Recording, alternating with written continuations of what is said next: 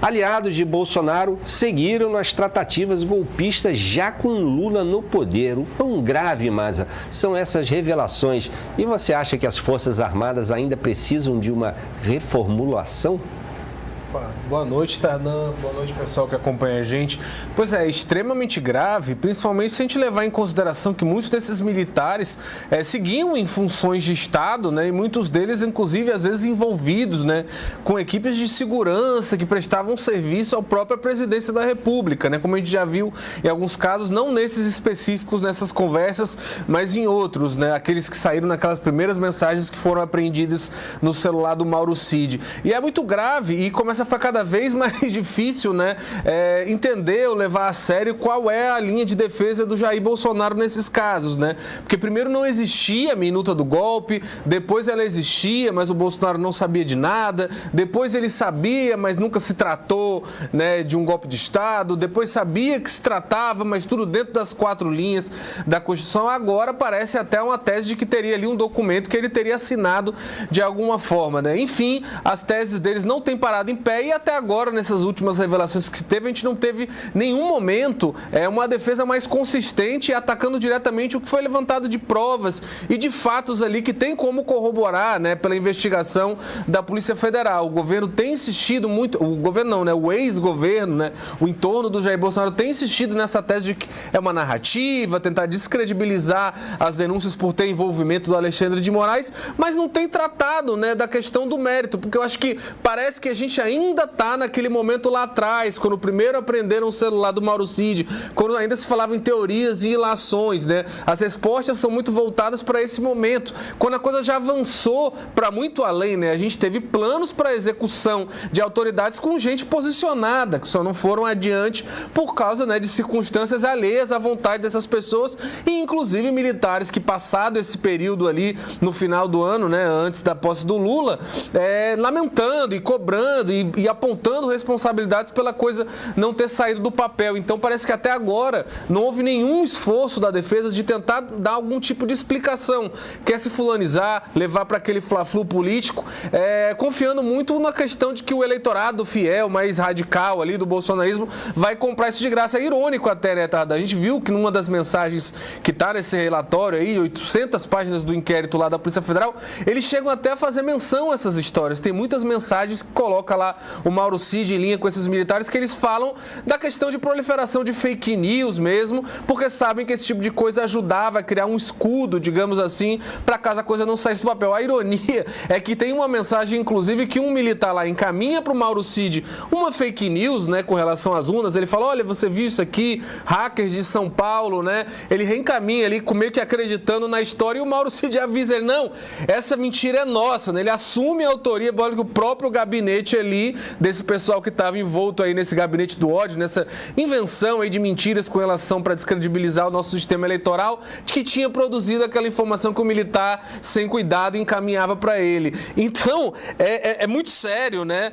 E para você ver que é aquela coisa, muita gente está comprando essas defesas, esses argumentos do Bolsonaro, como se a gente ainda estivesse naquele momento das ilações, das teorias lá atrás. Agora, com a Polícia Federal, Tardão, o buraco é muito mais embaixo.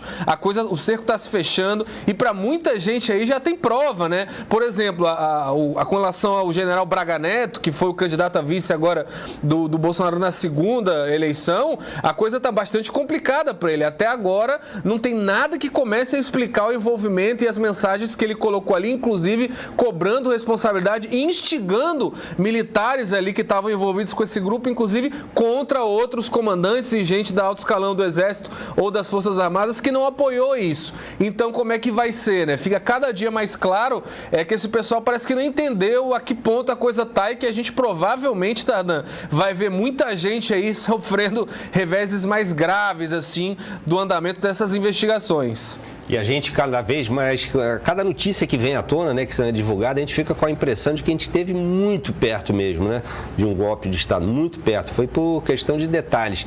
No dia que eles planejaram lá o assassinato do Alexandre de Moraes, que tinham pessoas colocadas na rua, um homem, inclusive, à frente da casa do Alexandre de Moraes, a coisa só não andou para frente, porque por conta lá de um julgamento que acabou mais cedo, acabou adiando ali a questão com relação ao orçamento secreto, né, que estava estava sendo julgado no STF, o Alexandre de Moraes não foi naquele momento que estava planejado ir para casa e aí babou, digamos assim, o esquema ali, o plano que tinha feito. Ou seja, foi muito pouco, né? Foram por situações que eram alheias à vontade deles e a gente tem até mensagens de militares repreendendo, né? Reclamando, não foi para frente porque o general fulano, o general ciclano não deu o apoio que deveria, inclusive criticando eles. Então, que ponto a gente chegou?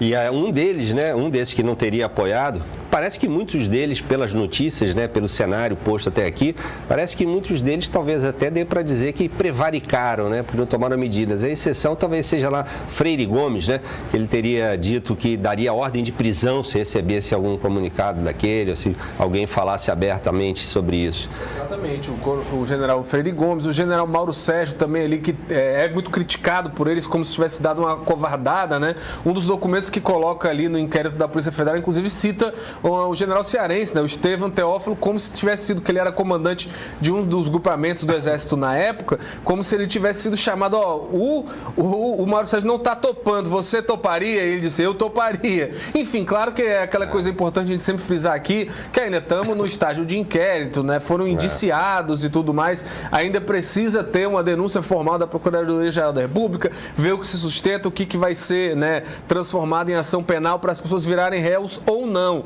Mas de um jeito ou de outro, até agora, a gente não vê absolutamente nenhuma, né, resposta convincente, ou pelo menos uma tentativa de responder essas coisas. Se vai única e exclusivamente nessa tese de é uma narrativa, é perseguição e tudo mais, isso só fala para os mais convertidos. Não é crime. A questão eu repito o que eu falei, né? Exatamente, pensar não é crime.